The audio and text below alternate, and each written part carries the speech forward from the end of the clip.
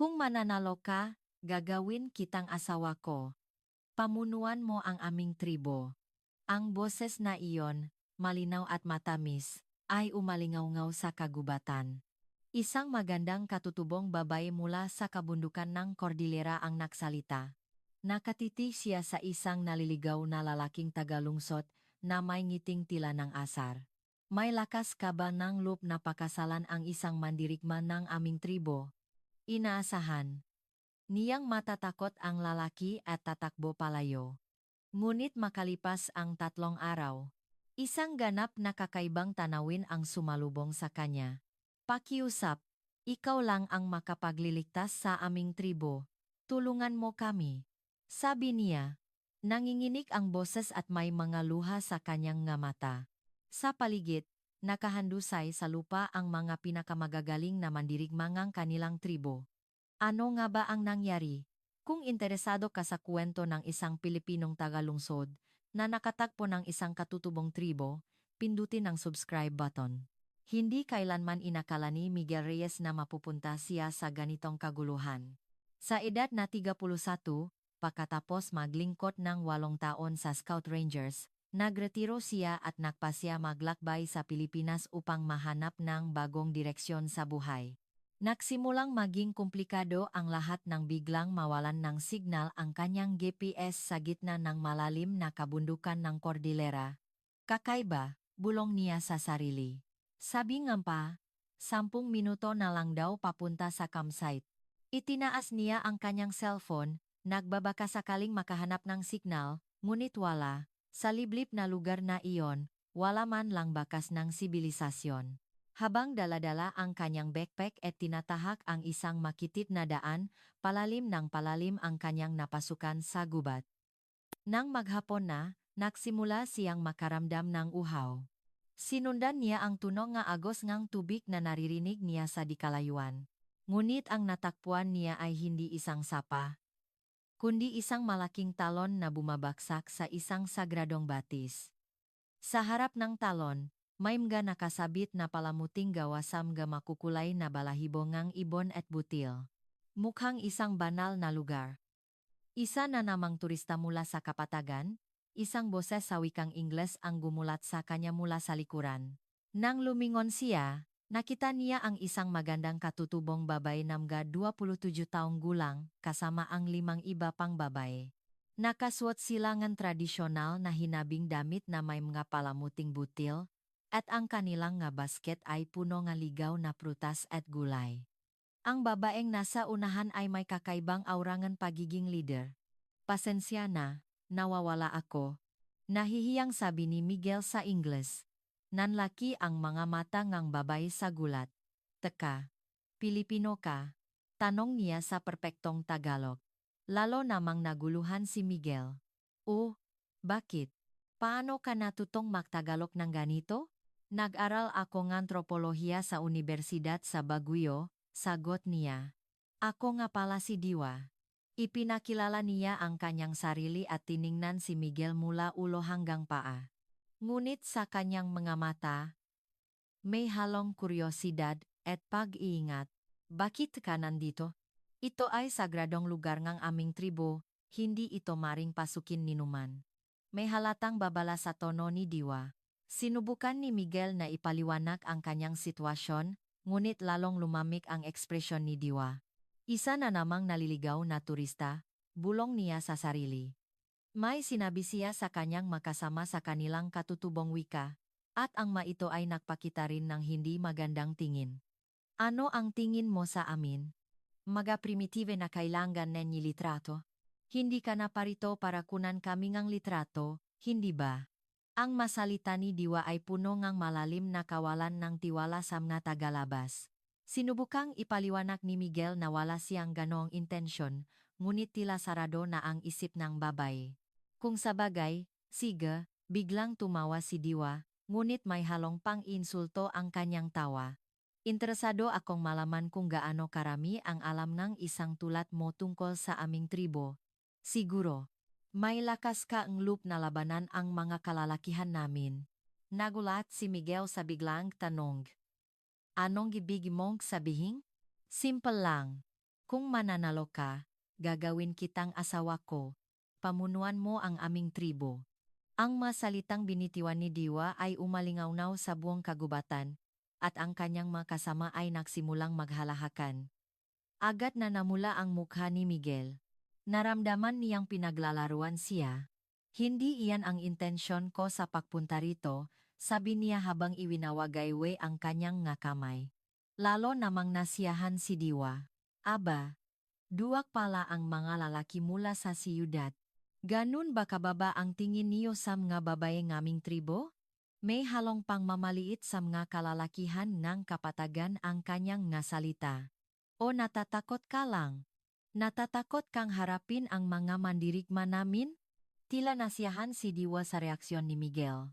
Hindi sa ganun nang akmang magpapaliwanag si Miguel, biglang nagbago ang tingin ni Diwa. Mapang-asar, ngunit may bahid ng kaseryosohan, na parabang sinusubok ang kanyang tunay na pagkatao. Kailangan nating makita kung karapat-dapat ka ngang mamuno sa aming tribo.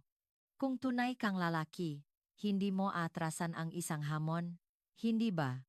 Ang kanyang masalita ay may mas malalim na kahulugan kaysa sa isang simpleng biro. Sa sandaling iyon, naramdaman ni Miguel na ang sitwasyong ito ay hindi lang tungkol sa isang naliligaw na turista. Sige, payak ako. Isang hindi inaasahang sagot ang lumabas sa bibig ni Miguel. Napanganga si Diwa at ang kanyang makasama. Inaasahan nilang tatanggi siya o tatakbo palayo, ngunit kalmado niyang tinanggap ang hamon. Pero paano kung ako ang manalo? Tanong ni Miguel. Natahimik sandali si Diwa bago muling tumawa. Huwag kang mag-alala, hindi iyan mangyayari. Wala pang tagalabas na nakatalo sa mamandirigmangang aming tribo. Sa likod ng kanyang kumpiyansang boses, may isang bahagyang panginginig na walang sinuman ang nakapansin. Habang dinadala si Miguel patungo sa kanilang nayon, ang mga mata ng ngataw ay puno ng kuryosidad. Sinusundan siya ng mga bata mula sa malayo at nakbubulungan, habang ang mga matatanda ay sumisilip mula sa kanilang nga bintana upang pakmasdan ang dayuhan. Ngunit karamihan sa matingin na iyon ay hindi pala kaibigan. Lalo na ang mga matatandang lalaki, na may malinaw na pag-iingat sa kanilang mga mata. Isang malamig na tingin na nagsasabing, isa na namang tagalabas na dumating para pagmasdan kami. Naramdaman ni Miguel na siya ang sentro ngang atensyon na hindi niya ginusto. Pagdating sa gitna ng nayon, isang malaking bilog na espasyo ang bumungat sa kanila. May sukat itong mga 30 metro ang diametro, at sa gitna ay may malaking sigaan, na napapalibutan ngang nga upuang gawa sa troso. Agad niyang nalaman na ito ang sagradong lugar kung saan ginagawa ang lahat ng mahahalagang desisyon ng tribo. Dinala ni Diwa si Miguel sa gitna ng plaza at sinenyasan siyang maghintay. Ang kanyang mukha ay ganap ng seryoso. Ang mapaglarong anyo niya kanina sa gubat ay wala na. Kailangan kong tawagin si ina, sabi ni Diwa sa isa sa kanyang makasama, at ang babae ay mabilis na tumakbo palayo. Naramdaman ni Miguel ang kabahabang dumarami ang mga taong nagtitipon sa paligid ng plaza. Bata't matanda, halos lahat ng taga-nayon ay narorona. Ano ba ang nangyayari? Tanong niya sa sarili. Maya-maya, mula sa gitna ng tao, isang babae ang lumitaw na may marangal na paglakad. Manasa 60 anyos ang edad, at sa unang tingin pa lang, malalaman mong siya ang may pinakamataas na posisyon sa lugar na iyon. Siya si Laya, ang matriarka ng tribo. Sa kanyang pagdating, agad na tumahimik ang buong plaza. Ang tawanan ng mabata at bulungan ng mga matatanda ay biglang huminto. Si Laya ay nakasuot ng tradisyonal na kasuotan, ngunit may mga palamuti itong gawa sa ngipin ng hayop at balahibo ng agila, na lalong nagpatingkat sa kanyang autoridad. Nang titigan niya si Miguel, naramdaman nito ang isang matalim na tingin na tila tumatagos hanggang sa kanyang kaluluwa. Narinig kong nilapastangan ng isang tagalabas ang 18 sagradong lupain, mababa at mabigat ang boses ni Laya. Akmang magpapaliwanag si Miguel, ngunit itinaas ni Laya ang kanyang kamay upang patigilin siya. Ang aming tribo ay may batas na ipinapasa sa loob ng 1,000 taon. Kapag ang isang tagalabas ay tumapak sa aming lupain ng walang pahintulot, dalawa lang ang kanyang patutunguhan, kilalanin bilang isang mandirigma o palayasin magpakailanman. Tumango ang makataw sa paligid sa sinabi niya. Naintindihan ni Miguel na hindi ito isang simpleng pananakot, kundi isang tunay na batas ng tribo. Hindi ako nakikinis sa mga dahilan, matigas na sabi ni Laya, kaya't nanahimik na lamang si Miguel. Ang aming tribo ay isang lipunang matriarkal. Ang lahat ng mahahalagang desisyon ay ginagawa ng makababaihan, patuloy ni Laya. Lalo na ang pagpapasya sa kapalaran ng isang tagalabas ay trabaho ko, bilang punong matriarka. Tumingin siya sa paligid upang kumpirmahin ang pagsang-ayon ng kanyang ngataw. Mula ngayon, dadaan ka sa apat na pagsubok, ang pagsubok sa pagtugis, sa pagpana, sa pakikipaglaban, at sa karunungan. Sa bawat pagsubok na binanggit, nagkaroon ang bulungan sa matao. Alam niya lahat na hindi madali ang mga pagsubok na iyon. Lumapit si Diwa at nagbigay ng karagdagang paliwanag. Kung malalagpasan mo ang lahat ng pagsubok, kikilalanin ka naming may kakayahang protektahan ang aming tribo. Huminto siya sandali at nagbigay ng isang makahulugang ngiti. Maaari rin nating pag-isipan ang kasal. Nagulat ang mga tao sa paligid sa sinabi niya. Lalo na ang mga binatang lalaki, na may halong selos at pagtataka sa kanilang mga muka. Ang pagbanggit ni Diwang kasal sa isang tagalabas ay isang pambihirang pangyayari. Ngayon lang lubusang naintindihan ni Miguel ang bigat ng sitwasyon. Hindi ito isang simpleng biro o laro, kundi isang seryosong ritual ng tribo. Tumingin siya sa paligid at nakita ang dose-dosenang nga matang nakatitik sa kanya. Mayroong nga punong kuryosidad, ngunit karamihan ay may pag-alinlangan at pagkapo. Ang tanong na kaya-kaya ngang tagalabas na ito nalakpasan ang aming mga pagsubok, ay nakasulat sa mukha ngang lahat. Ang unang pagsubok ay magsisimula bukas ang madaling araw, ang huling anunsyo ni Laya. Sa pagsubok ang pagtugis, makakalaban mo ang pinakamahusay na taga-subaybay ngang aming tribo, si Anino. Nang tawagin ang pangalan, isang payat na lalaking nasa katanghaliang gulang mula sa likuran ng mataw ang tumango. Ang kanyang mga mata ay matalas na parang isang mabangis na hayop, at ang bawat kilos niya ay nagpapakita ng mahabang karanasan. Magtataguan kayo sa gubat. Ang unang makahanap sa isa't isa bago sumikat ang araw ang siyang panalo. Kinabahan si Miguel sa paliwanag ni Laya. Ngunit may mas malaking problema.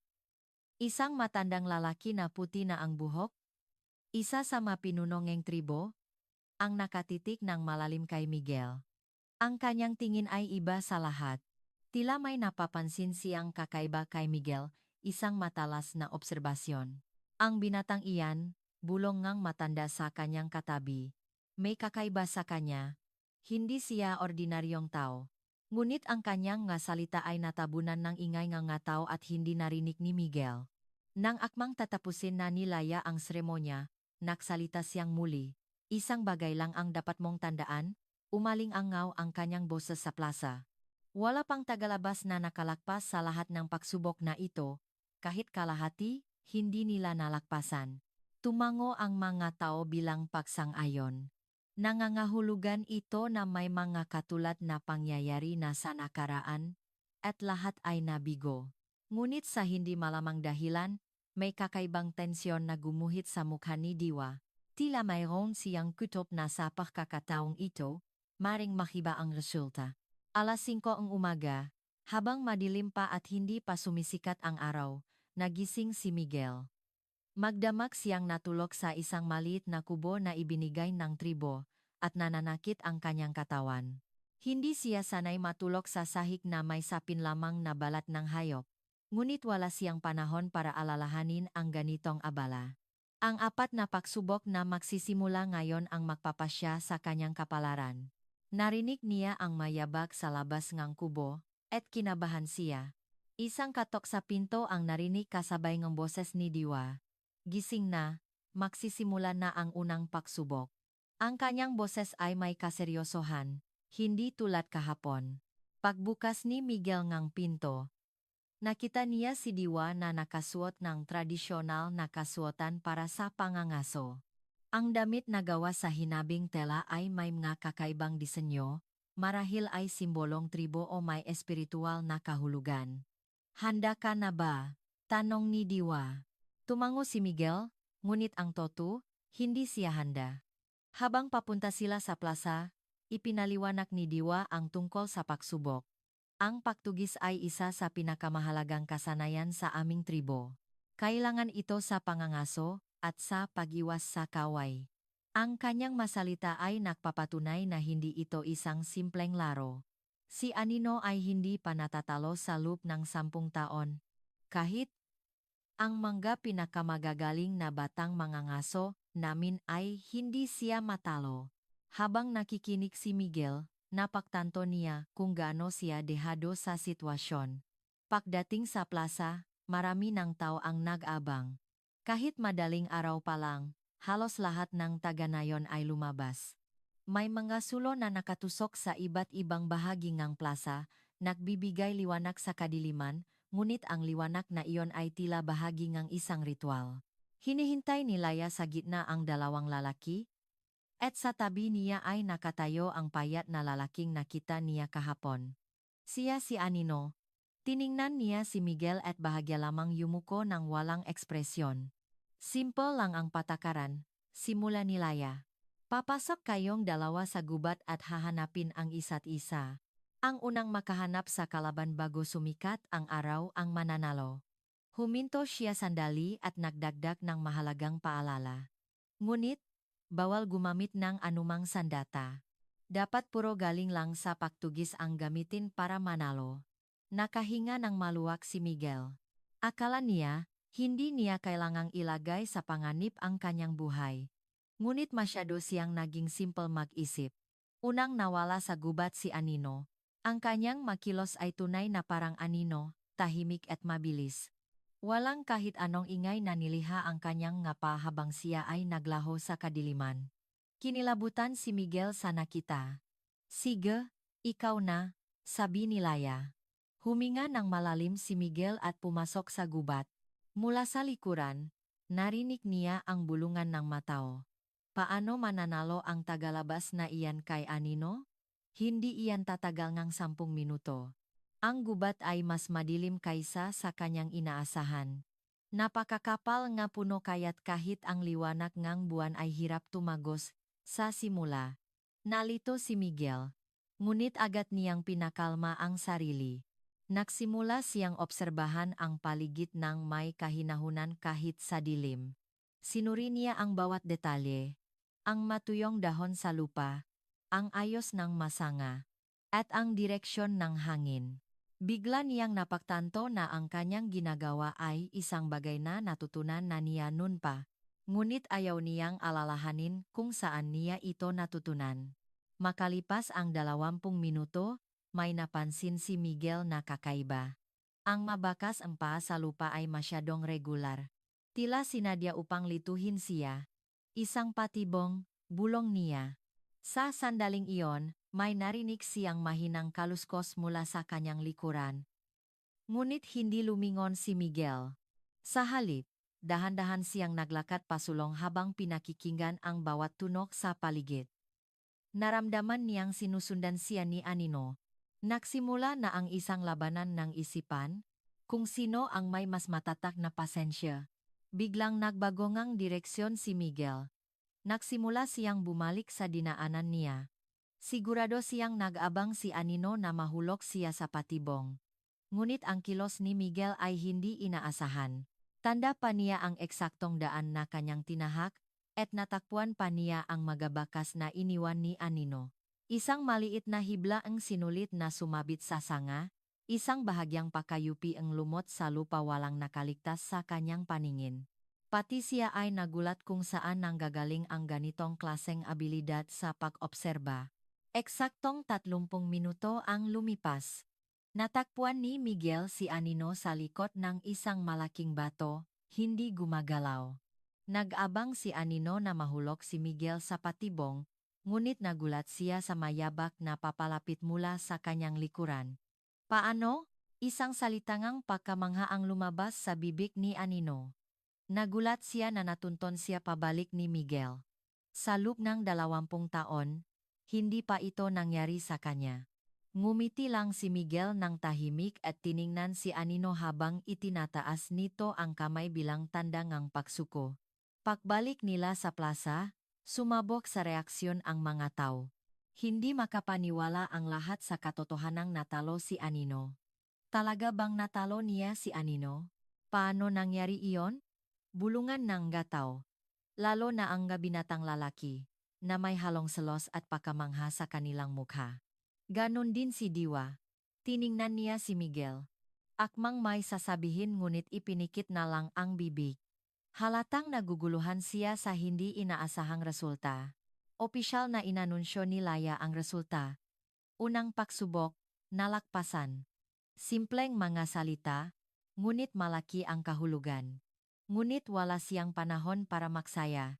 Kung gayon, simulan na natin ang ikalawang pagsubok.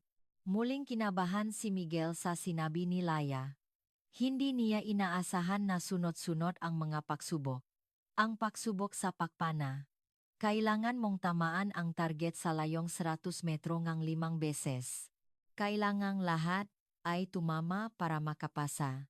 Nanigas ang mukha ni Miguel sa paliwanag ni Laya. Inilagay ang target para sa pagsubok sa layong 100 metro. Isang bilog na target na ipininta sa isang puno, na may diametrong mga 30 sentimetro. Kitang-kita ito, ngunit napakahirap tamaan ng eksak. Inilagay sa harap ni Miguel ang manapana at palaso na dalangang manatao. Isang tradisyonal na kahoy na pana, ngunit mas mabigat ito kaysa sa inaasahan at nangangailangan ng malakas na hila. 5 sunod-sunod na tama, bulong ni Miguel. Narinig niya ang mga mapanlibak na tawa mula sa paligid. Sa unang pagtira, sumablay ng husto si Miguel. Ang palaso ay malayo sa target at tumusok sa puno. Sabi na nga ba, bulungan nga tao na may halong pakadismaya. Ganon din ang nangyari sa ikalawa at ikatlong palaso. Hindi man lang lumapit sa target. Nawalan ng interes ang matao at nagsimula ng makbulungan. Sinuwerte lang siya kanina. Aksidente lang ang pagkapanalo niya sa pagtugis. Hindi rin maitago ni Diwa ang kanyang pagkadismaya. Ngunit bago itira ang ika-4 na palaso, biglang binago ni Miguel ang kanyang postura. Inayos niya ang posisyon ng kanyang ngapa at binago ang paraan ng pahawak sa pana. Huminga siya ng malalim, at dahan-dahang inilabas habang hinihila ang palaso. Biglang tumalas ang kanyang mga mata. Tila may isang bagay na matagal nang natutulog sa loob niya ang nagising. Lumipad ang ika-4 na palaso at tumama sa gitnang target. Isang ongang pakamangha ang narinig mula sa matao. Ganon din ang ika-5 palaso. Eksaktong tumama sa gitna. Katabingang ika-4. Natahimik ang buong plaza. Lahat ay nakatingin kay Miguel ng may hindi makapaniwalang ekspresyon. Saan mo iyan natutunan? Tanong ng isang batang mandirigma. Nagpapana rin ba kayo sa siyudad? Lumapit din ang iba, puno ngang pagtataka. Nag-atubili sandali si Miguel bago sumagot ng malabo. Natuto ako ng kaunti dati. Nungunit sa kanyang mga mata, may isang alaalang pilit niyang tinatago. Lumapit si Diwa kay Miguel. Ang kanyang ekspresyon ay ganap ng nagbago. Ang mapanuksong ngiti kanina ay wala na, at napalitan ito ang isang seryoso at mausisang tingin. Talaga bang isa ka lang ordinaryong turista? May halong pagdududa ang kanyang tanong. Ang ipinakitang galing ni Miguel ay higit pa sa kaya ngang isang ordinaryong tao. Ngunit nanatiling tikom ang bibig ni Miguel tungkol sa kanyang tunay na pagkatao. Sinuwerta lang ako. Ang kanyang mapakumbabang sagot ay lalo lang nagdulot ng mas malaking tanong. Ang tingin ng tribo kay Miguel, na nakalakpas na sa 2 pagsubok, ay ganap nang nagbago. Ang dating pang-insulto at pagwawalang bahala ay napalitan ng isang komplikadong emosyon ng kuryosidad at pag-ingat. Lalo na ang mga binatang lalaki, na tila nasaktan ang kanilang amor propio. Malaki ang epekto sa kanila na isang dayuhan ang nagpakita ng mas mataas na kakayahan.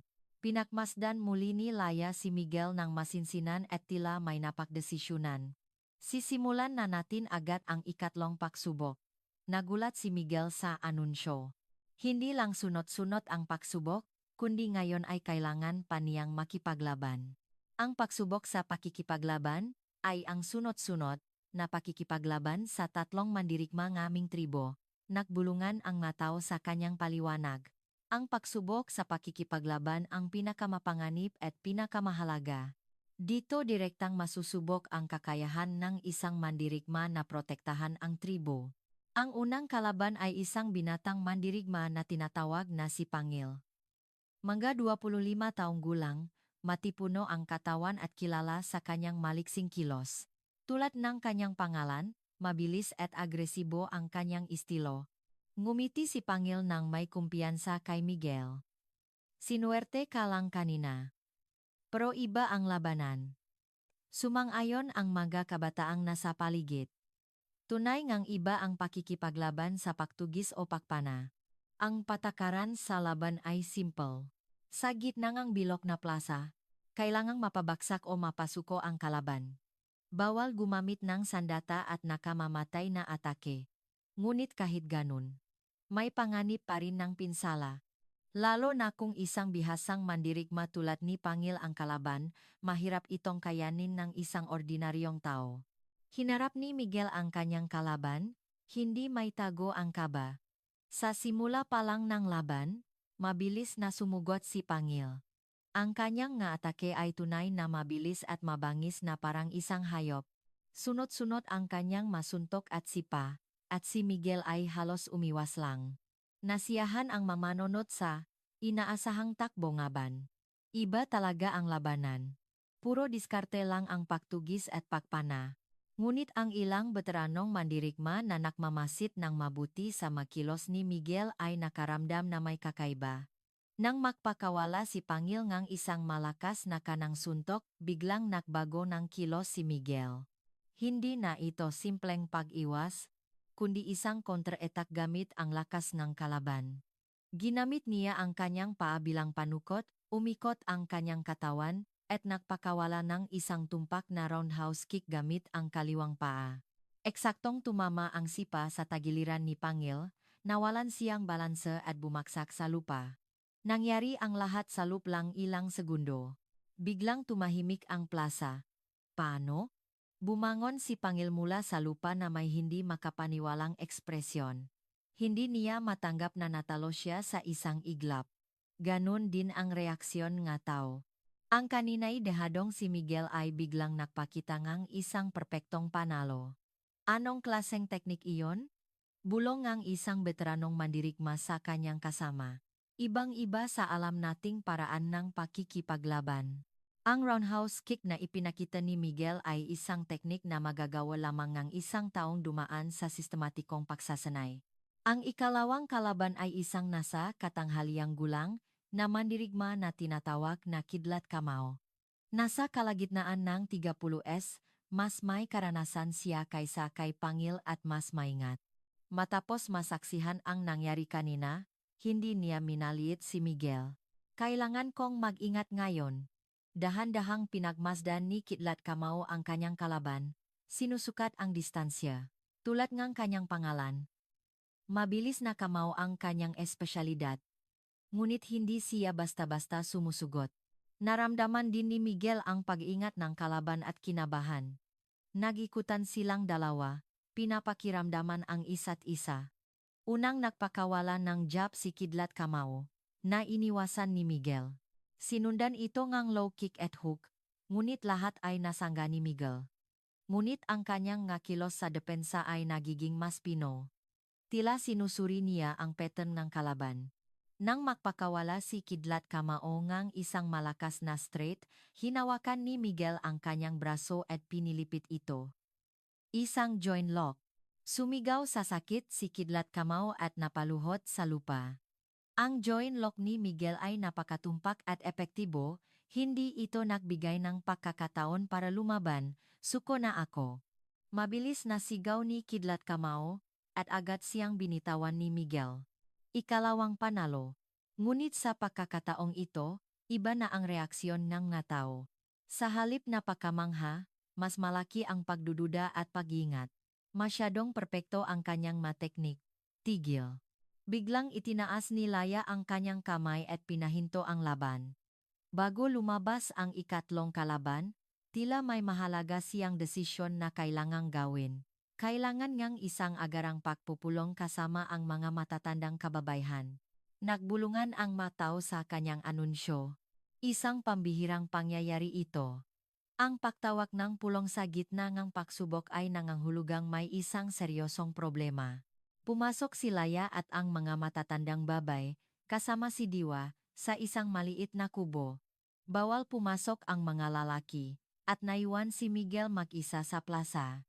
Pinagmasdan siya ng tao mula sa malayo at nagbulungan. Ang lalaking iyon, imposible para sa isang ordinaryong tao na gumamit ng ganoong na teknik. Baka niloloko niya lang tayo. Ang mamapagdudang tingin ay nakatuon kay Miguel. Nagsimula siyang makaramdam ng pakailang at gustong iwasan ang tingin ng makataw. Sa loob ng kubo, isang mainit na debate ang nagaganap. Kakaiba ito, ina, sabi ni Diwa kay Laya. Sabi niya, isa lang siyang ordinaryong turista. Pero paanong ang isang taong may ganong kakayahan ay maliligaw at mapapatpat dito? Sumang-ayon ang ibang matatandang babay. Kung ang pagtugis ay maaring paniwalaan, ang mateknik sa pakikipaglaban ay nasa ibang level na, lalo na ang ma-joint lock, imposible iyon ng walang propesyonal na pagsasanay. Ang pagdududa ay nagiging katiyakan. Huminga ng malalim si Laya. Ang taong iyon ay isang mandirigma, at nasa napakataas na antas. Kinabahan ang lahat ng kababayhan sa kanyang sinabi. Ang tanong ay, bakit niya itinatago ang kanyang tunay na pagkatao?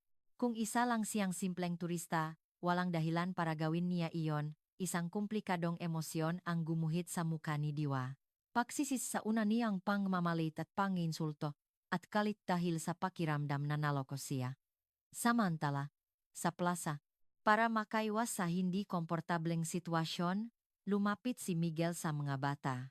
Sa una, maingat sila, ngunit nang ngumiti si Miguel ng palakaibigan, agad silang naging malapit. Kuya, ang galing mo po. Sabing isang bata, na nakniningning ang magamata. Kahit si Kuya Panggil, hindi pa natatalo na ganyan. Gumaan ang pakiramdam ni Miguel sa dalisay na reaksyon na gabata. Isa sa mga bata ang naglabas ng isang board game. Kuya, marunong ka ba nito? Nang makita ni Miguel ang mga buto at ang tabla, nanlaki ang kanyang mga mata. Teka, may ganitong laro rin sa amin. Nagtaka ang mga bata sa kanyang sinabi. Talaga po? Paano nangyaring pareho? Sungka ang tawag dito. Simula ni Miguel na ipaliwanag ang napatakaran, at halos pareho lang ito. Lumapit ang mga matatanda, isa-isa, at naging interesado sa kakaibang pagkakataong ito. Nakapagtataka. Paano nagkaroon ng parehong laro sa makakalayong lugar? Isang matanda ang nagsabi ng mas nakakagulat na katotohanan. Mayroon din kaming mga larong tulad ng dama at sikaran na narinig naming may pakakatulat din sa mga laro sa kapatagan. Lalo nang naktaka si Michel. Ang pakakaroon ng kanito karaming pakakatulat ay hindi may paliwanag ng simpleng pakakataon. Ngunit ang masayang sandali ay hindi nagtagal. Nang makita ni Miguel na lumalabas na ang mga matatandang babay mula sa kubo, muli siyang kinabahan. Hindi ordinaryo ang kanilang mga ekspresyon. Lalo na ang mga mata ni Diwa, na may kakaibang talas na hindi tulad ng dati. Tila nahulaan na niya ang kanyang tunay na pagkatao, isang tingin na puno ng pagdududa. Ganon din si Laya. Ang kanyang tingin kay Miguel ay hindi na simpleng kuryosidad, kundi pag-iingat at determinasyong alamin ang katotohanan.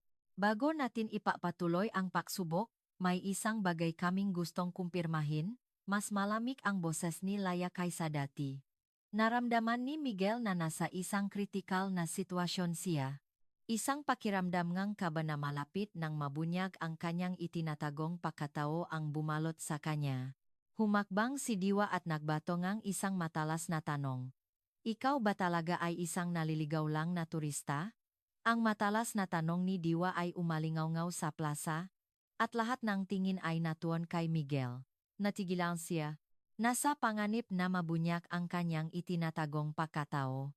Ngunit huli na ang lahat. Ang mamatangang tribo ay hindi na puno ng kuryosidad, kundi ngang pagdududa at pag-iingat.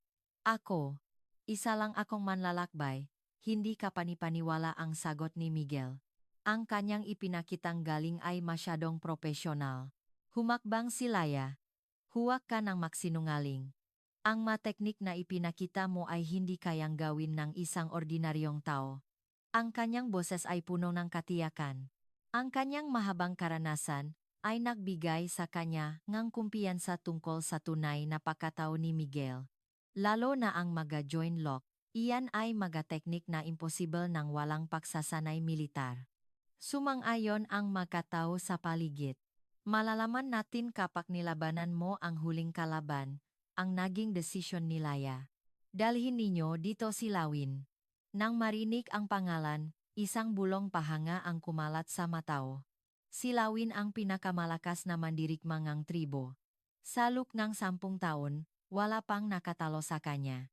Kahit ang mga bata at malalakas na mandirigma ay hindi niya katapat, kung si Miguel ay isang ordinaryong turista, malalaman ang katotohanan sa pakikipaglaban niya kay Lawin.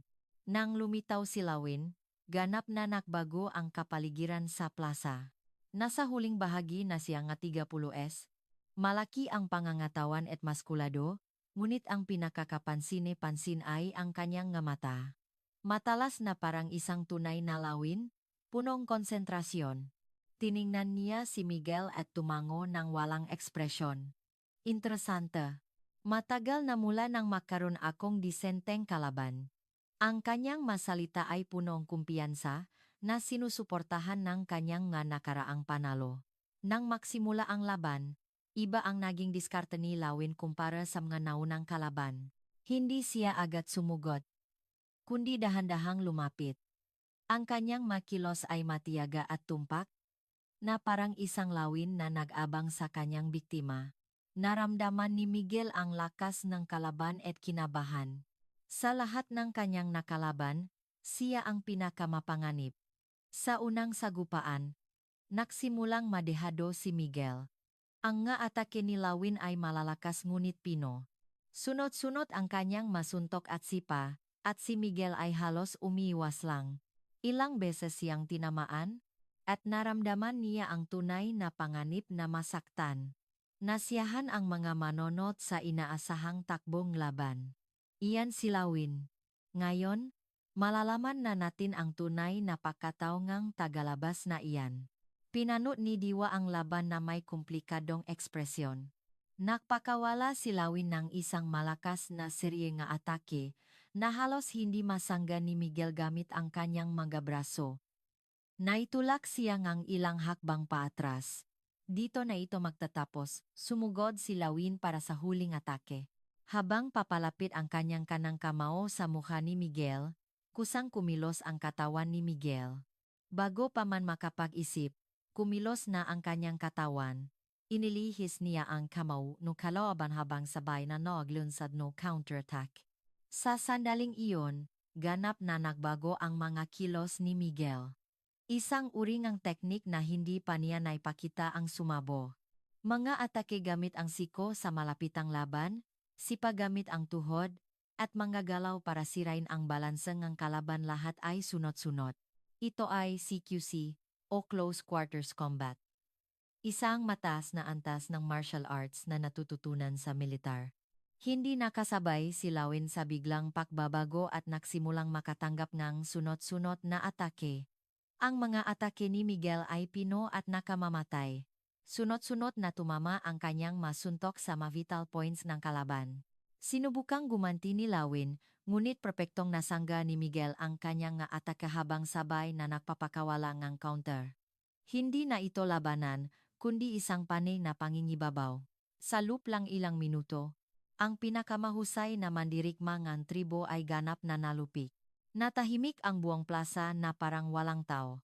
Walang sinuman ang nakapag-isip na ganito ang magiging resulta.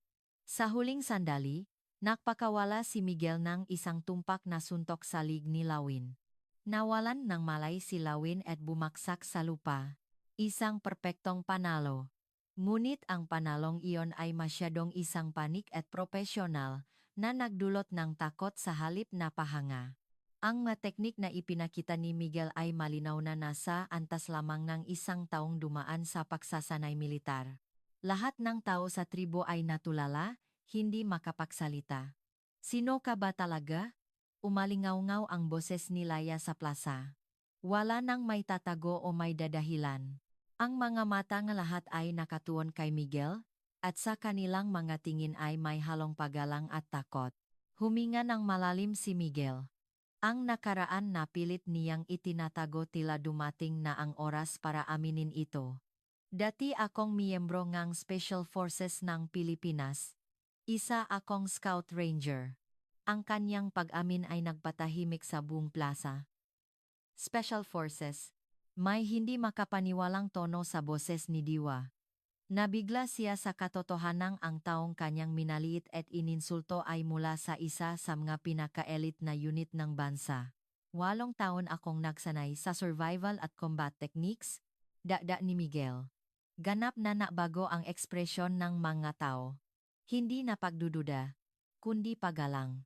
Alam nila, kahit paano, kung ano ang ibig sabihin ng pagiging isang Scout Ranger. Muling tiningnan ni Laya si Miguel. Kaya pala nagsinungaling ka mula sa simula. Hindi ka isang ordinaryong turista, kundi isang bihasang mandirigma. May halong pakiramdam ngang pakakanulo at pahanga sa kanyang masalita. Masyadong kahanga-hanga ang ipinakitang galing ni Miguel. Bakit mo itinago? Kung sinabi mo lang ang totoo mula sa simula, hindi mo na sana kailangang dumaan sa mga pagsubok na ito. Ngumiti si Miguel ng mapait. Gusto ko lang sanang maklakbay ng normal. Simple and gunit tutu ang kanyang sagot. Pagkatapos kong magretiro, naging pabigat sa akin ang tingin ng mga tao dahil sa pagiging Scout Ranger ko. Gusto ko sanang maranasan, kahit isang beses lang, na tratuhin bilang isang ordinaryong tao. Tumango ang mga tao sa kanyang tapat na pag-amin. Naintindihan nila ang kalungkutan at bigat na nararamdaman ng isang taong may pambihirang kakayahan. Nagbago rin ang ekspresyon ni Diwa. Ganap na nagbago ang kapaligiran sa plaza. Ang dating panginsulto at pangmamaliit ay nawala, at napalitan ng paggalang at paganga. Ang nga binatang mandirigma ay nakatingin kay Miguel, puno ng papuri, kaya pala isang Scout Ranger. Sa galing mong iyan, tiyak na mapoprotektahan mo ang aming tribo. Maging ang mga bata ay tiningnan si Miguel na parang isang bayani. Ngunit para kay Miguel, ang ganitong atensyon ay isang pabigat. Dahan-dahang lumapit si Diwa kay Miguel. Ang kanyang mukha ay punong hiya at pagsisisi. Patawarin mo ako sa aking kawalang galang. Ang kanyang paghingi ng tawad ay taos puso. Minaliit at ininsulto kita mula sa simula, pero mas mahusay ka pa pala sa akin, umiling si Miguel. Hindi, ako rin naman ay hindi naging tapat mula sa simula. Ang namagitang hangin sa kanila ay ganap ng nagbago. Mayroon ng paggalang at pag-unawa sa isa't isa, nagbigay ng huling anunsyo si Laya. Nalakpasan mo ang lahat ng pagsubok. Ngayon, may karapatan kang kilalanin bilang isang mandirigma ng aming tribo. Nahiyawan sa tuwa ang mga tao. Ngunit komplikado ang ekspresyon ni Miguel. Ang gusto niya ay hindi lang kilalanin. Nais pa rin niyang mamuhay bilang isang ordinaryong tao. Ngunit ngayong nabunyak na ang kanyang pagkatao, mahirap nang bumalik sa dati. Pinalibutan ngang nga tao si Miguel upang batiin siya. Lalo na ang mga binatang mandirigma, na gustong matuto pa mula sa kanya. Paano ang training ng isang Scout Ranger? Marunong ka pa ba ang ibang martial arts? Sunod-sunod ang mga tanong, ngunit nanatiling mailap si Miguel. Tila tapos na ang kanyang pinapangarap na normal na paglalakbay. Ngunit sa isang banda, naramdaman niya ang init ng taos-pusong pagtanggap ng tribo. Lalo na sa mga mata ni Diwa. Nakaramdam siya ng isang ganap na kakaibang emosyon. Matapos mabunyak ang pagiging scout ranger niya, ganap na nagbago ang trato ng tribo kay Miguel. Ngunit mayroon pang ikaapat na pagsubok na natitira. Tiningnan ni Laya si Miguel at nagbigay ng isang makahulugang ngiti. Ang huling pagsubok ay ang pagsubok sa karunungan. Ang lakas lamang ay hindi sapat para maging isang tunay na pinuno. Tumango ang matao. Gaano man kagaling ang isang mandirigma, kung walang karunungan, hindi niya kayang pamunuan ang tribo. Iyon ang kanilang pilosopiya. Naramdaman ni Miguel ang kuryosidad at kaunting kaba para sa huling pagsubok. Lutasin mo ang pinakamalaking problemang kinakaharap ng aming tribo ngayon. Nang magsimula ang paliwanag ni Laya, biglang bumigat ang kapaligiran. Iba ito sa mga naunang pagsubok. Ang ang aming tribo ay nasa bingit ang krisis para mabuhay. Nagulat si Miguel. Sa labas, mukhang payapa ang tribo. Ngunit hindi niya alam na may ganito kalaking problema pala sila. Naging madilim din ang mukhang nga tao. Ang kanilang mga itinatagong alalahanin ay nagsimula ng lumabas. Ipinaliwanag ni Laya ang sitwasyon. Isang malaking kumpanya ng minahan ang nagbabalak na magtayo ng operasyon malapit sa aming sagradong lupain. Nakakuha na sila ng permiso mula sa gobyerno. Ang kanyang boses ay puno ng malalim na kawalan ng pag-asa. Ang sagradong lupain ng tribo ay hindi lang isang piraso ngang lupa. Ito ay konektado sa kanilang pakakakilanlan. Dito rin nakalibing ang kanilang nga ninuno sa daan-daang taon. Naksampa kami ng kaso, ngunit dahado kami.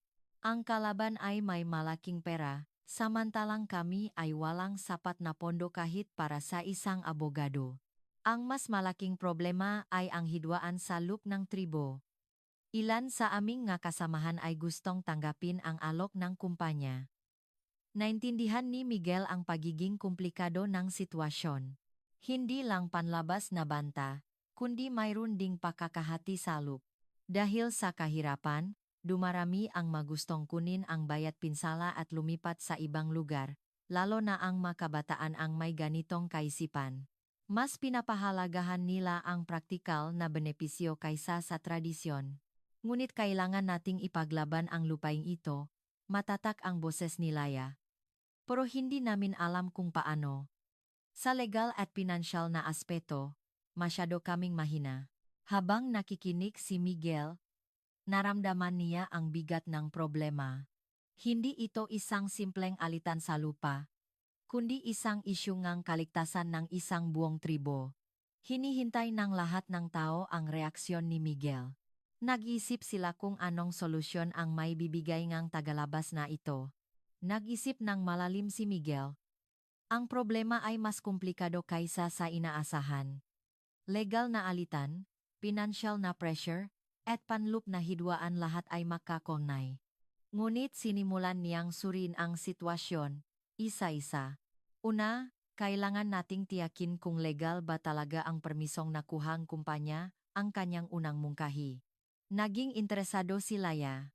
May mga espesyal na proseso para sa pagpapaunlad sa loop ng ancestral domain at duda ako kung sinunod nila iyon. May katiyakan sa boses ni Miguel. At ang problema sa panloop na hidwaan. Malulutas iyan sa pamamagitan ng pagbibigay ng alternatibong pangkabuhayan. Nagpatuloy si Miguel. May paraan para maprotektahan ang sagradong lupain habang kumikita mula sa turismo. Nga cultural immersion programs, pagbebenta ng matradisyonal na gawang kamay, at ecotourism. Ang kanyang mamungkahi ay konkreto at praktikal. Lalo nang naging interesado ang matao. At ang pinakamahalaga, gamitin natin ang media. Kailangan nating ipaalam sa publiko na isang malaking korporasyon ang sumisira sa sagradong lupain ng mga katutubo. Namangha ang mga tao sa solusyon ni Miguel. Isang kamangha-manghang pananaw. Hindi namin naisip ang mga paraang ito. Lalo na ang mga kabataan na nagpakita ng malaking interes. Nakita nila ang pag-asa sa posibilidad na mapreserba ang tradisyon habang kumikita. Ngumiti si Laya ng may kasiyahan. Tunay ngang may karunungan ka. Sapat na ito para maipasa mo ang pagsubok sa karunungan. Ngunit may ibang emosyon sa kanyang mamata. Biglang humakbang si Diwa. Seryoso ang kanyang mukha. Na, para bang may mahalaga siyang sasabihin. Ang totoo, mayroon akong kailangang ipagtapat. Natahimik ang plaza. Lahat ng tingin ay natuon sa kanya. Sinadya, naming subukin ka mula sa simula. Nanigas ang mukha ni Miguel sa pag-amin na iyon. Naramdaman niya kung ano ang ibig sabihin nito. Lahat ng nangyari ay hindi aksidente. Ipaliwanag mo, may halong pakkalito at counting halit sa boses ni Michal. Naksimulang maksalita si Diva, punong paksisisi. Ilang buwan na kaming naghahanap ng isang eksperto na makatulong sa problemang ito. Ngunit wala kaming koneksyon o pera. Habang nakikinig si Miguel, lalo siyang nakaramdam ng pagkainis. Pakiramdam niya, niloko siya. Ipinagpatuloy ni Laya ang sinabi ni Diwa. At noon ka dumating sa aming teritoryo. Ang pakawala ng signal ng iyong GPS ay hindi rin aksidente. Nabigla si Miguel. Sinadya naming harangan ang signal. Ginabayan ka namin para makarating sa aming tribo. Hindi makapagsalita si Miguel sa katotohanang lahat ay plinano, naintindihan niyang ganap siyang naloko. Ang paghamon sa iyo ni Diwa ay plinano rin, patuloy ni Laya. Gusto naming subukin ang iyong kakayahan. Kung isa kang mahusay na tao, hihingi kami ng tulong sa iyo para sa aming tribo. Lalo pang lumaki ang galit ni Miguel. Naramdaman niyang ginamit siya.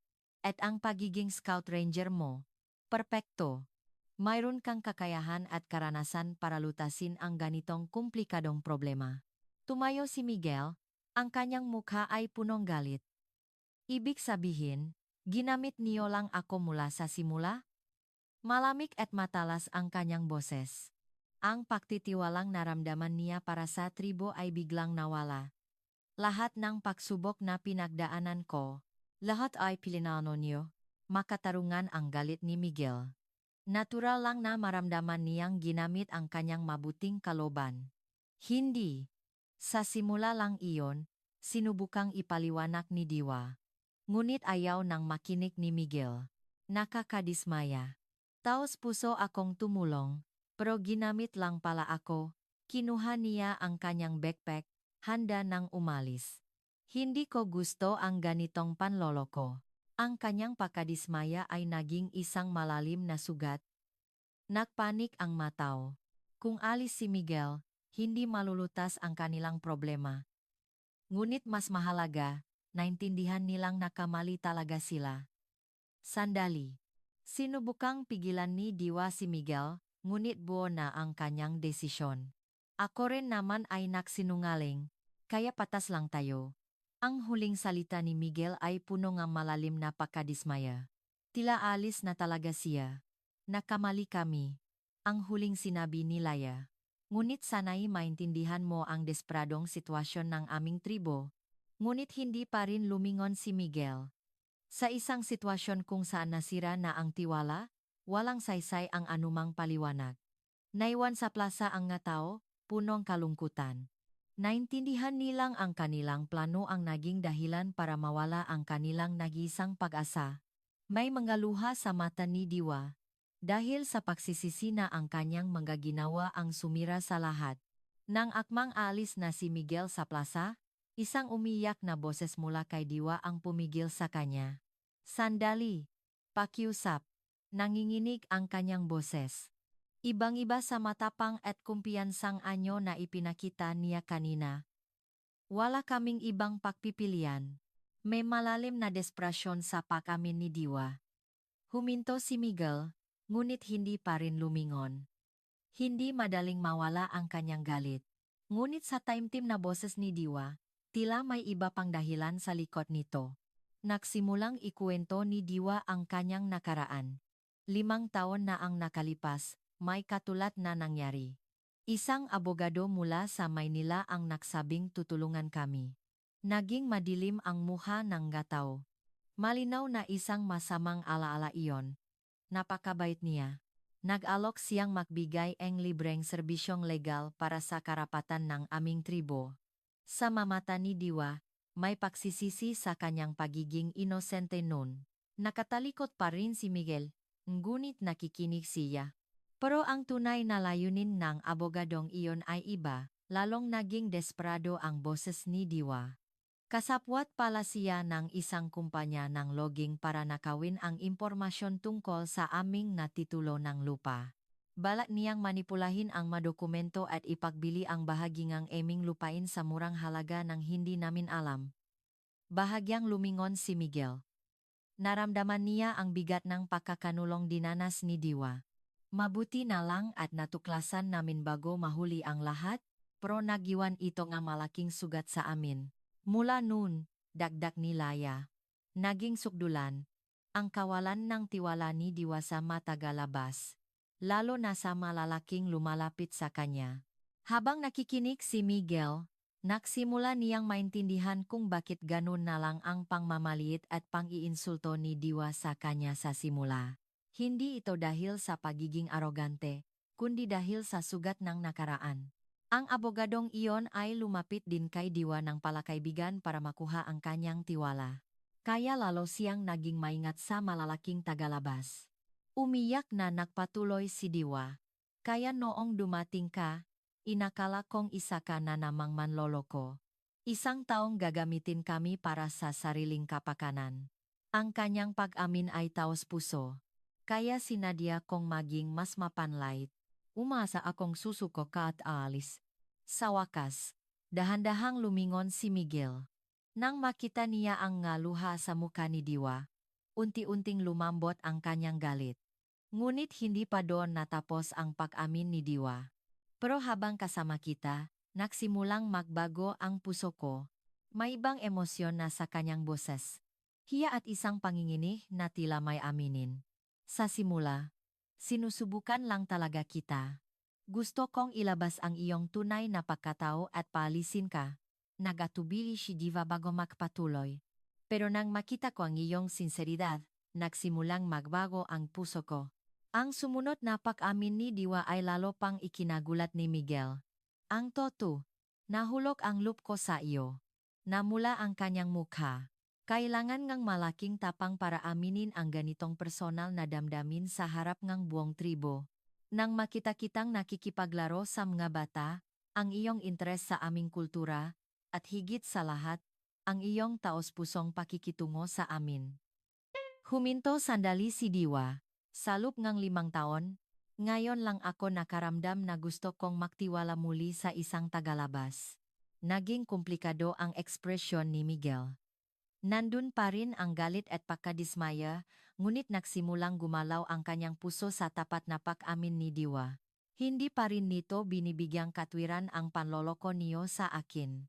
Malamig pa rin ang kanyang boses, ngunit mas malambot na kaysa kanina.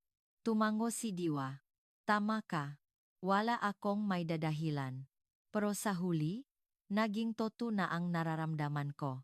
Lumapit si Laya kay Miguel. Nakamali kami. Pero sana'y maintindihan mo. Kailangan talaga namin ng isang tulad mo. Tumango ang ibang miyembro ng tribo.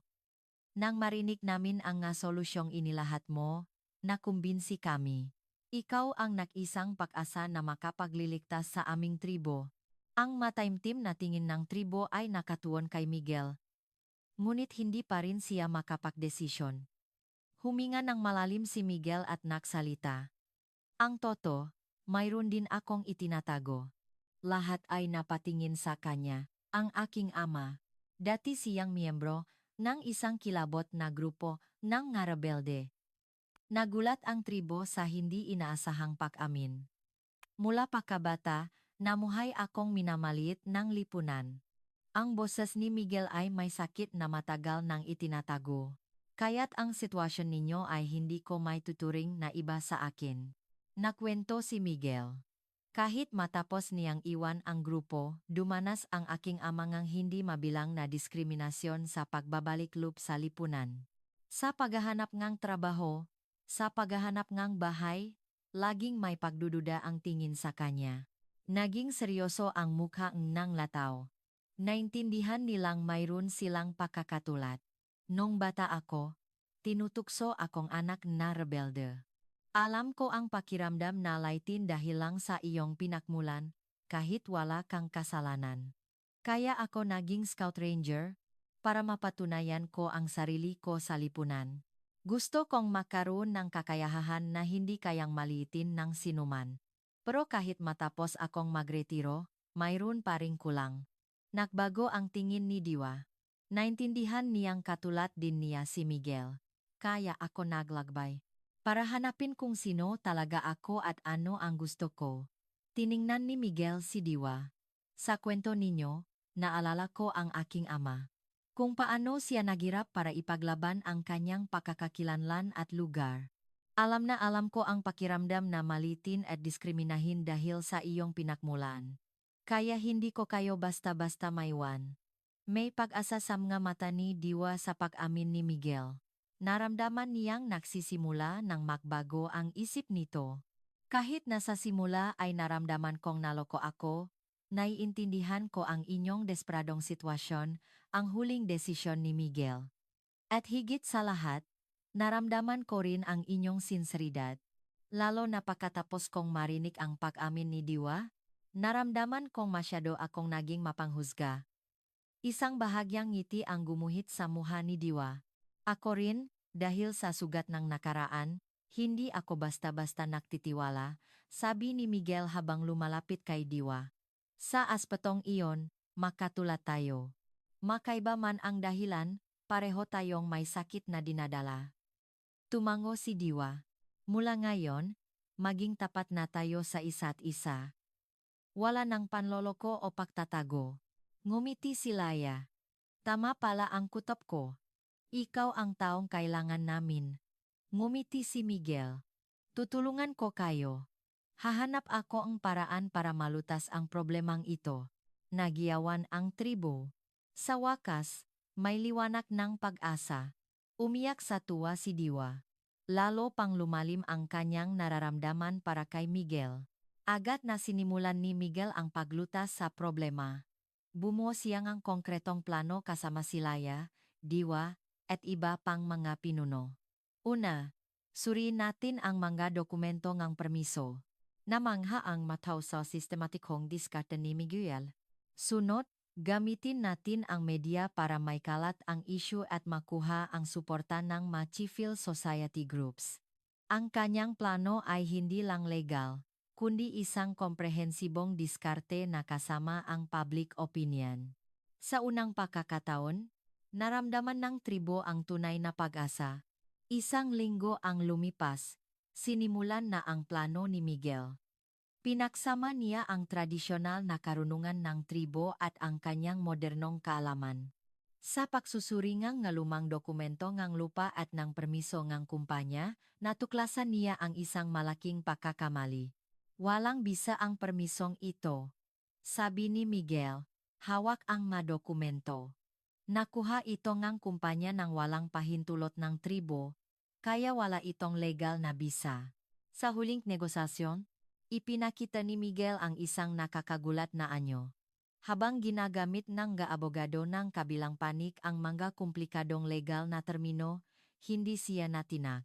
Ayon sa Indigenous Peoples' Rights Act of 1997, Section 3. At ayon sa isinasaad ng Environmental Compliance Certificate, natigilan ang mga abogado ng kalaban sa kanyang tumpak na kaalaman sa batas. Para silang nakikipag-usap sa isang bihasang abogado. Namangha si Diwa sa ibang panig na ito ni Miguel. Teka, ikaw ba ay? Nagdududang tanong ng isang abogado. Ngumiti si Miguel at may kinuha mula sa kanyang briefcase. Isang lisensya ngang abogado. Oh, abogado rin ako. Natahimik ang buong silid. Hindi inaasahan ng kumpanya ang ganitong sitwasyon. Isang Scout Ranger na abogado? Hindi makapaniwalang tanong ng kalaban. Kalmadong ipinaliwanag ni Miguel. Pumasa ako sa bar exam pagkatapos kong magretiro. Ngunit nalaman kong hindi para sa akin ang magtrabaho sa isang law firm. Ganap na nagbago ang takbo ng negosasyon. Akala ng kumpanya, Madali nilang maloloko ang mga katutubo, ngunit ang kaharap pala nila ay isang scout ranger na abogado. Isa-isang tinukoy ni Miguel ang malegal na pagkakamali ng kumpanya. Kulang ang proseso and konsultasyon sa tribo, at hindi sapat ang isinagawang pag-aral sa epekto sa kultura at kapaligiran. At higit sa lahat, nilabag nito ang karapatan ng tribo sa kanilang ancestral domain. Nagtapos ang negosasyon sa isang ganap na tagumpay. Inatras ang kumpanya ang lahat ng plano sa pagmimina at nagbayad ang malaking danyos sa tribo. Nagalok pa sila ngang isang partnership para sa isang eco-friendly na proyektong pangturismo. Hindi ako makapaniwala. Umiyak sa tuwa si Diwa. Nanalo talaga tayo. Naktibang ang buong tribo. Nang gabing iyon, isang malaking pagdiriwang ang ginanap. Lahat ng tao ay lumabas para ipagdiwang ang tagumpay ni Miguel. Sa paligid ng malaking siga, nagsimula ang mga tradisyonal na sayaw at umalingaw ang tunong ng mga tambol. Ngayon, tunay ka ng tagapagligtas ng aming tribo, sabi ni Laya. Sa kanyang kamay, may hawak siyang isang magandang palamuti na gawa sa balahibo ng agila. Ito ang simbolo ng pinakamataas na karangalan sa aming tribo. Ipinutong ni Laya ang palamuti sa ulo ni Miguel. Ito ay isang karangalan na hindi kailanman ibinibigay sa isang tagalabas. Mula ngayon, ikaw ay aming kapatid at tagapagtanggol. Napuno ngang emosyon si Miguel.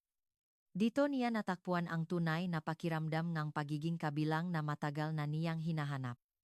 Isang espesyal na damdamin na hindi niya naramdaman bilang isang scout ranger o abogado. Nang nasa kasukdulan na ang pagdiriwang, lumapit si Diwa kay Miguel. Nakasuot siya ang magandang tradisyonal na damit at napakaganda niya. Ngayon, seryoso na akong magtatanong, nanginginig ang boses ni Diwa. Ngunit ang panginginig na iyon ay hindi dahil sa takot, kundi sa pananabik. Gusto mo bang maging tunay na bahagi ng aming tribo? Huminto siya sandali, at naglakasloob na sabihin. Gusto mo bang magsimula ng bagong buhay kasama ko? Hinawakan ni Miguel ang kamay ni Diwa at ngumiti. Naman, dito ko natakpuan ang tunay kong tahanan. Sumabo sa hiyawan ang mataw. Nagpatuloy ang pagdiriwang hanggang madaling araw. Sa unang pagkakataon, naramdaman ni Miguel ang tunay na kapayapaan. Ang bigat ng pagiging scout ranger at ang kawalan ng saysay na naramdaman niya bilang abogado ay nawala. Dito, bilang si Miguel, natakpuan niya ang simpleng kaligayahan kasama ang nga taong mahal niya. Isang taon nang lumipas, ganap na nagbago ang buhay ni Miguel. Naging legal consultant siya ang tribo, pabalik-balik sa Maynila at sa kabundukan. Tumulong din siya sa ibang nga katutubong tribo sa kanilang nga karapatan. Ang kwento ng scout ranger na abogado na naglita sa isang tribo ay kumalat sa media at nahing malaking usapan. Naganap din ang kanilang kasal ni Diwa, isang kakaibang seremonya na pinagsama ang tradisyon ng kapatagan at ng katutubo. Sa isang maliit na opisina sa nayon, araw-araw na humaharap si Miguel sa mga bagong hamon, ngunit ngayon, lahat ay may kahulugan. Lagi siyang nasa tabi ni Diwa, na abala sa pagpapalaganap ng kultura ng kanilang tribo. Makaiba man ang kanilang pinakmulan, perpekto silang partner na may isang nasugatang nakaraan at isang kinabukasang puno ng pag-asa. Bago kita makilala, hindi ko alam kung sino ako, sabi ni Miguel kay Diwa. Hindi ako ang pakaking scout ranger o abogado. Pero dito, kasama ka, natakpuan ko ang tunay na ako. Mahigpit na hinawakan ni Diwa ang kanyang kamay. Ako rin. Dahil sa iyo, natuto akong magtiwala muli. Ngayon, may tatlong pagkakakilanlan si Miguel. Isang scout ranger ng Pilipinas, isang abogado, at isang miyembrong tribo. Ngunit ang pinakamahalaga sa lahat ay ang pagiging asawa ni Diwa. Ang dating birong kung mananalo ka, gagawin kitang asawa ko ay naging katotohanan. Ngunit hindi na ito isang pagsubok o kondisyon. Ito ay isang pangako na nakabatay sa tunay na pag-ibig at tiwala. Mula sila sa makaibang mundo, ngunit sa huli, natakpuan nila ang pinakamahalagang bagay ang isa't isa. Salamat sa panonood ng mahabang video na ito. Pakiiwan sa komento kung saan niyo pinapanood ang video na ito. Ipapadala ko diyan ang masayang enerhiya nga araw na ito. Salamat.